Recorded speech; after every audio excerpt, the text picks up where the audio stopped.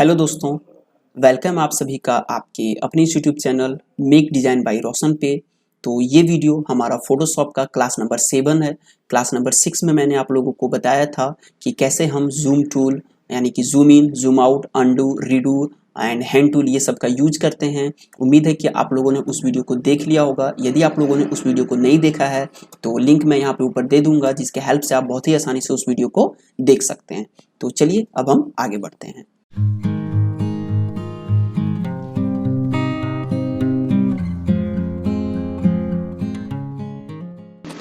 तो आज का हमारा टॉपिक मूव टूल होने वाला है कि आखिर मूव टूल का यूज हम कहाँ पे करते हैं एंड किस तरीके से इसका हम यूज करते हैं।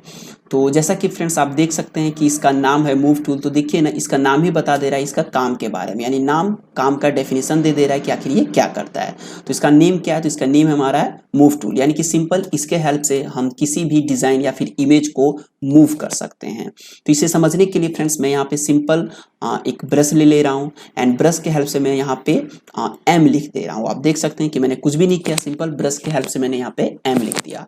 और ये मेरा आप देख सकते हैं कि एक डिजाइन बन के रेडी है। हमें सिंपल अब इस डिजाइन को मूव करना है, तो सिंपल हमें ले लेना है मूव टूल एंड सिंपल हम इसे क्लिक एंड ड्रैग करते हैं। तो आप देख सकते हैं फ्रेंड्स कि मैंने जैसे ही इसे मूव करने का कोशिश किया, यानी कि मूव करने के लिए मैं जैसे ही इसको यूं क्लिक करके ड्रैग करता हूँ ना, तो मेरा यहाँ पे एक एरर आता है। तो अब ये क्या एरर आ रहा है फ्रेंड्स, ये आप लोगों को आगे आने वाले क्लासेस में समझ में आ जाएगा। लेकिन अभी सिंपल समझिए ना कि मेरा ये जो डिजाइन है ना, वो डिजाइन मेरा मूव नहीं हो रहा है। तो आखिर ऐसा क्यों हो रहा है? तो चलिए हम इस चीज को समझते हैं। तो इसे सिंपल लैंग्वेज में समझिए फ्रेंड्स कि जब मैं फोटोशॉप के पास गया कि भैया मुझे एक न्यू पेज चाहिए, तो फोटोशॉप बोला कि ठीक है, आप फाइल के मेन्यू में चले जाइए, न्यू के ऊपर क्लिक कीजिए एंड यहाँ से आपको जो भी पेज लेना है ना, आप वो पेज यहाँ पे ले सकते हैं। तो मैंने यहाँ पे पेज जो चूज किया था, ये वाला पेज चूज किया था एंड यहाँ से यूनिट में फ्रेंड्स मैं यहाँ पे पिक्सल रख ले रहा हूँ, यानी कि मेरा पेज ये हो गया, यूनिट मेरा हो गया पिक्सल। पिक्सल्स को अभी सिंपल समझिए फ्रेंड्स कि यहाँ पे ईंटा है ये, यानी कि आप घर बनाते हुए जो छड़, गिट्टी और सीमेंट, ईंटा का जो यूज होता है ना, उसे भी आप समझ लीजिए वही ईंटा मेरा यहाँ पे पिक्सल है, ठीक ना। तो अभी यहाँ पे देखिए तो वृत्त में मेरा कितना ईंटा है, तो वृत्त में मेरा मतलब 2100, यानी कि इसको एक एवरेज हम ले लेते हैं ना, वृत्त में मेरा 2000 ईंटा है। और हाइट में मेरा कितना ईंटा है? तो हाइट में मेरा 1500 ईंटा है, ठीक ना। तो फोटोशॉप क्या किया ना कि वृत्त में 2000 ईंटा रखा और हाइट में 1500 ईंटा रखा और इन दोनों को कैलकुलेट किया। और कैलकुलेट करने के बाद जो भी वैल्यू आया ना, मान लेते कि मेरा 10,000 ईंटा का वैल्यू आया, तो उन 10,000 ईंटा को आपस में जोड़ जोड़ के एक दीवार बना के दे दिया। और उस दीवार का नाम क्या है? तो उस दीवार का नाम है मेरा कैनवास। उस दीवार का नाम क्या है फ्रेंड्स? तो उस दीवार का नाम है मेरा कैनवास। और ईंटा का नाम क्या है? यानी ईंटा क्या है? तो ईंटा वो पिक्सल्स मेरा ईंटा हो गया और दीवार मेरा हो गया ये मेरा कैनवास। अब हम क्या किए ना कि पेंट लिए या फिर मार्कर आप ले सकते हैं, परमानेंट मार्कर जो रहता है, उस मार्कर के हेल्प से आप उस दीवार पे लिख दीजिए एम, जैसे कि मैंने यहाँ पे आप देख सकते हैं कि लिख दिया है एम। तो अब जैसे उस परमानेंट मार्कर से दीवार में आप एम लिख दीजिएगा ना, फिर आप सोचिएगा कि वो जो एम है उसको हम मूव कर दें। तो बताइए ये पॉसिबल है क्या? नहीं पॉसिबल है। क्यों? क्योंकि मैंने क्या किया ना कि उस सरफेस को परमानेंट पेंट कर दिया, यानी कि जब मैंने मार्कर से, परमानेंट मार्कर से वहां पे एम लिखा ना, तो वहां पे आखिर हुआ क्या ना कि वो जो मेरा सरफेस है ना, उसका सरफेस को हम परमानेंट पेंट कर दिए। तो यहाँ पे भी देखिए फ्रेंड्स कुछ उसी टाइप से हो चुका है। जब मैं इसे जूम करके आप लोग को दिखा रहा हूँ ना, अब ये जूम कैसे कर रहा हूँ ये मैंने पिछले वीडियो में आप लोगों को बता दिया था। तो आप यहाँ पे देख सकते हैं कि जब मैं जूम कर रहा हूँ ना, तो आप यहाँ पे देख सकते हैं कि मैंने ये जो पिक्सल्स है ना, पिक्सल्स को ही पेंट कर दिया है। तो अब ये पिक्सल्स तो मूव पॉसिबल नहीं है ना, जिसके कारण ये हमारा क्या दे रहा है ना, एरर दे रहा है। तो आई होप आप लोगों को ये समझ में आ रहा होगा। सिंपल मैंने पिक्सल्स को ही पेंट कर दिया है, जिसके कारण ये मेरा मूव नहीं हो रहा है, यानी कि मैंने उस ईंटा को ही पेंट कर दिया जिसके कारण वो हमारा मूव नहीं हो रहा है। अगर ईंटा मूव होगा यानी कि मेरा वो दीवार गिर जाएगा, ठीक उसी प्रकार ये पिक्सल मूव होना इम्पॉसिबल है। आई होप फ्रेंड्स कि आप लोगों को ये समझ में आ रहा होगा। तो अब आप लोग के माइंड में ये क्वेश्चन आ रहा होगा कि क्या सर, तो जब हम फोटोशॉप में अब काम करेंगे तो क्या हम वो अपने काम को, अपने डिजाइन को मूव नहीं कर सकते हैं? तो जरूर करेंगे फ्रेंड्स, आप टेंशन मत लीजिए, हम एक एक डिजाइन को यहाँ पे मूव कर सकते हैं। तो इसके लिए हम क्या करेंगे ना, यहाँ पे आप एक कहावत सुने होंगे कि अगर सीधा उंगली से घी नहीं निकलता है ना, तो उंगली को हम थोड़ा सा टेढ़ा करते हैं। तो यहाँ पे भी मैं वही करने वाला हूँ। तो यहाँ पे उंगली टेढ़ा नहीं करने वाला हूँ, यहाँ पे मैं एक लॉजिक लगाने वाला हूँ। और मेरा वो लॉजिक क्या है ना कि जरा सोचिए फ्रेंड्स कि मैं चला जाता हूँ मार्केट, और मार्केट से जाके मैं एक ट्रांसपेरेंट ग्लास ले आता हूँ, शीशा ले आता हूँ, और उस शीशा को क्या करता हूँ ना, यानी कि जहाँ पे मैं परमानेंट मार्कर से जहाँ पे हम लिखना चाह रहे हैं ना, उस शीशा को उस दीवार के ऊपर ले जाके मैं चिपका दे रहा हूँ। अब मैं क्या कर रहा हूँ ना, उस शीशा के ऊपर एम लिख रहा हूँ। अब बताइए, अब वो एम मूव मतलब पॉसिबल है कि नहीं? बहुत इजी तरीके से उसको मूव कर सकते हैं, क्योंकि अब वो डायरेक्ट दीवार पे लिखा हुआ नहीं है। अब क्या है ना कि वो डायरेक्ट मैंने दीवार पे नहीं लिखा है, मैंने उस ट्रांसपेरेंट ग्लास पे लिखा है, यानी कि शीशा पे लिखा हुआ है। तो वो जो मैंने मार्केट से शीशा लाया ना, उस शीशा को फोटोशॉप की लैंग्वेज में हम लेयर बोलते हैं। क्या बोलते हैं फ्रेंड्स? फोटोशॉप की लैंग्वेज में उसी शीशा को हम लेयर्स बोलते हैं। कहाँ पे मिलेगा ये मेरा लेयर का पैनल? तो बाय डिफॉल्ट तो आपको यहीं पे नजर आता है फ्रेंड्स। जैसे कि मैं इसके वर्क स्पेस को रीसेट कर दे रहा हूँ, एंड इसे भी फ्रेंड्स मैंने पिछले वीडियो में आप लोग को समझा चुका है, तो आप देख लीजिएगा। सिंपल मैं इसे रीसेट कर दे रहा हूँ, तो आप देख सकते हैं यहाँ पे आपको लेयर नजर आ जाएगा।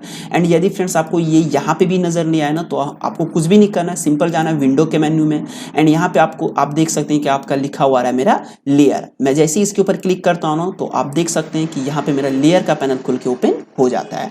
एंड इसका शॉर्टकट भी है फ्रेंड्स। अब आप यहाँ पे देख सकते हैं कि मेरा इसका शॉर्टकट है F7, यानी यदि आप कीबोर्ड से F7 भी प्रेस करते हैं ना, तो आपका लेयर का पैनल खुल के ओपन हो जाता है। नाउ फ्रेंड्स, अब यहाँ पे आप देख सकते हैं कि आपका लिखा हुआ होगा क्रिएट न्यू लेयर। ये डिलीट के बगल में आप देख सकते हैं यहाँ पे लिखा हुआ है क्रिएट अ न्यू लेयर। अब मैं जैसे ही एक न्यू लेयर लेता हूँ एंड यहाँ पे मैं सिंपल ब्रश लेके एम ड्रॉ करता हूँ, तो अब बताइए फ्रेंड्स, ये मेरा मूव पॉसिबल है कि नहीं? 100% पॉसिबल है, क्योंकि इस बार मैंने ट्रांसपेरेंट ग्लास के ऊपर पेंट किया है, ना कि मैंने उस पिक्सल्स के ऊपर पेंट किया है। आई होप आप लोगों को ये समझ में आ रहा होगा।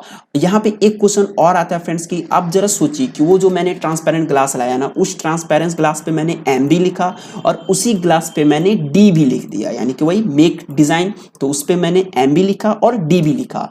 अब आपके माइंड में आ रहा होगा फ्रेंड्स कि मैं एम को अलग मूव करूं और डी को भी अलग मूव करूं, तो क्या ये पॉसिबल है? नहीं पॉसिबल है, क्योंकि जाहिर सी बात है, जब मैं उस शीशे को मूव करूंगा ना, यानी जब उस ग्लास को मैं मूव करूंगा ना, तो उस ग्लास के ऊपर जो भी ड्राइंग रहेगा ना, वो मेरा मूव होगा। ठीक उसी प्रकार जब मैं डी को मूव कर रहा हूं ना, तो आप देख सकते हैं कि मेरा एम भी मूव हो रहा है, और जब मैं एम को मूव कर रहा हूं तो मेरा डी भी मूव हो रहा है। ऐसा क्यों? क्योंकि ये दोनों मेरा एक ही ग्लास पे है, यानी कि एक ही लेयर पे है।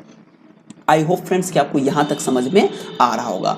तो इससे मैं आप लोगों को समझाना ये चाहता हूँ ना फ्रेंड्स, कि अगर हम फोटोशॉप में कोई भी काम करते हैं, जैसे कि मैं यहाँ पे एक इमेज ओपन कर ले रहा हूँ, जैसे कि चलिए इसी इमेज को मैं यहाँ पे ओपन कर ले रहा हूँ फ्रेंड्स, तो यहाँ पे मैं समझाना ये चाह रहा हूँ कि अगर हम कोई भी फोटोशॉप पे कोई भी एक अगर हम डॉट भी डालेंगे ना, तो उसे न्यू लेयर पे डालेंगे।